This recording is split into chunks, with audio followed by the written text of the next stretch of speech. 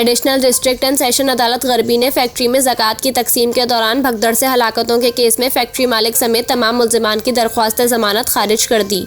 Site area की factory में ज़कात की तकसीम के दौरान भगदड़ से हलाकतों के केस में फैक्ट्री मालिक अब्दुल खालिक समेत दीगर मुल्जिमान की दरख्वास्त ज़मानत की समाअत हुई। वकील मुल्जिम का कहना था कि हर साल की तरह मुलाजमीन के अहले खाना को रकम दी जा रही थी। इस साल रकम की तकसीम के दौरान लोगों ने धावा बोला। वाक़या हादसाती है, मेरे मौक्किल का इसमें कोई कसूर नहीं। भगदड़ के वक्त फैक्ट्री मालिक मौके पर नहीं थे।